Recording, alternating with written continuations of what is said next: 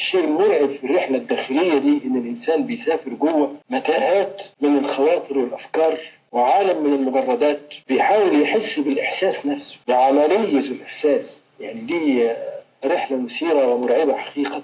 وفي هذه الرحلة الواحد بيحاول يتعرف على الأنا والأنت والهو، الحقائق الكبرى. سر الإنسان الأعظم هي نفسه، الأنا. إيه هي الأنا؟ إيه هي الكينونة الجوانية المستمرة دي في ديمومة متصلة؟ هي إيه؟ الإحساس بالذات المستمر باستمرار هو إيه؟ الأسئلة دي لو ما سألتهاش لنفسك حياتك هتمشي بسرعة ومش هتحس بيها، ولا هتحس انت رايح فين وجاي منين. ربنا خلقنا علشان نتفكر، عشان نفكر في كل حاجة احنا بنعيشها في حياتنا وفي الكون وفي النفس. وإذا أنعمنا على الإنسان أعرض ونأى بجانبه وإذا مسه الشر فذو دعاء عريض. الأصعب بكتير الرحلة اللي انت بتدخل بيها جوه نفسك. هتقول لي ليه؟ لأن وانت بره كل حاجة ملموسة، بتشوف أرض، بتشوف نجوم، حاجات بتمسكها وبتحسها. لكن وانت جوه نفسك مفيش أرض تمشي عليها، مفيش حاجة تمسكها بإيدك، مفيش حاجة ملموسة، مفيش غير أفكارك والخواطر اللي جوه نفسك ومشاعرك الداخلية، وحاجات ممكن تخصك لأنها بتواجهك بحياتك بدون أي فلاتر.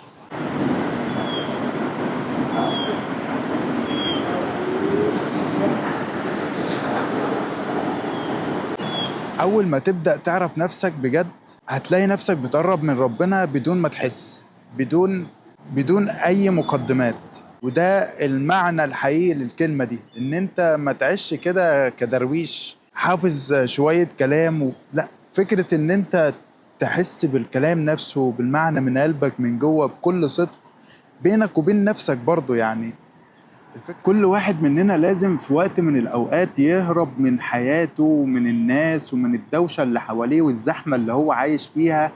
لازم نهرب من الزحمة دي كلها ونبص لربنا شوية، نبص لنفسنا عشان نقدر ان احنا نفهم ونعرف ربنا كويس حق المعرفة. انا الكلام اللي انا بقوله دوت هو مش فكرة كلام بيتال وخلاص او سكريبت متحضر او ايا كان، لا، هو انا بتكلم في الحاجات دي علشان انا عشتها في فترة الاعتقال. انا عشت ده وعارف معناه جدا. يعني مش مستني حد يجي يحكي لي او يوصف لي الحاجات دي. انا بس الفكرة كلها ان انا بعد ما خرجت سرحت في الدنيا شوية وسهيت في الدنيا ومشيت ورا الملذات ورا الحياة بشكل عام، ونسيت الروحانيات أو الجو الروحاني دوت اللي أنا كنت عايش فيه جوه. عشان كده بحاول إن أنا أرجع نفسي للفترة دي تاني، فترة الروح اللي أنا كنت فيها في فترة الاعتقال. عايز أرجعها تاني، أعيش بيها في الدنيا في وسط الزحمة اللي الواحد عايش فيها دي، أعيش الروح دي تاني. بالرغم من المحنة اللي الواحد كان عايش فيها وناس كتير جدا يعني اللي بيتريق واللي بيضحك عليا على الكلام اللي أنا بقوله ده، بس كانت من رحمة ربنا فترة السجن دي بالنسبة لي. أنا فترة أنا بحمد ربنا عليها، بحمد ربنا على الابتلاء اللي ربنا حطني فيه ده. في ناس كتير اتحبست وفي ناس كتير عاشوا أصعب من الحياة الفترة اللي أنا عشتها بمراحل يعني. ولكن هي الفكرة كلها إن أنت توصل لحكمة ربنا من الابتلاء اللي هو حطك فيه ده. ممكن الحكمة بالنسبة لي لسه ما وضحتش بشكل كامل، ولكن أنا بحاول إن أنا أوصل لها، بحاول إن أنا أفهمها. وفي الأرض آيات للموقنين وفي أنفسكم أفلا تبصرون. ليه بقول الرحلة دي مهمة وبتكلم عنها بالشكل ده؟ لأن من غيرها أنت هتفضل تايه.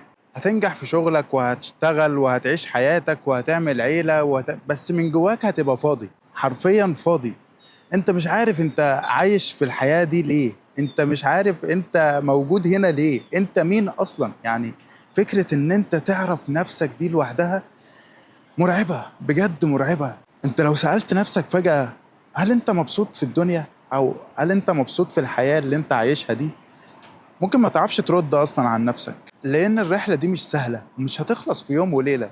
دي رحلة هتفضل معاك فترة محترمة، سيدنا محمد قبل ما ينزل عليه الوحي كان بيطلع على جبل اسمه جبل النور، وكان بيروح هناك في كهف اسمه غار حراء، وكان بيتعبد فيه مع ان لسه ما كانش لسه نزل عليه الوحي، يعني ما كانش لسه في قرآن ان هو يقرأه مثلا، ما كانش لسه في صلاة. فكان بيعمل ايه؟ كان بيتفكر في نفسه، كان بيشوف هو بيعمل ايه، هو مخلوق ليه، هو مين انا، مين الشخص ده، ليه ربنا خلقني. حاول تقف مع نفسك شوية وتفكر في الموضوع ده، اسأل نفسك، لان اقرب رحلة هتعيشها هي الرحلة دي، الرحلة مع نفسك. وبس، ولحد هنا خلصنا الفيديو. ان شاء الله الفيديو يكون عجبكم، واهم حاجة ان الفيديو يفيدكم. يعني مش حابب فكرة ان هو الفيديو جميل ولطيف وبس كده، لا، يعني ان شاء الله يكون الفيديو يكون فيه اي افادة ليكم. وشكرا ليكم على المشاهدة، ونشوفكم في فيديو جديد ان شاء الله. السلام عليكم. ونرجو أن يكون لكم نصيب من الرحلتين، رحلة إلى الخارج للتعرف على المسكن، مسكن الإنسان بين النجوم، ورحلة إلى الداخل للتعرف على النفس وعلى الرب.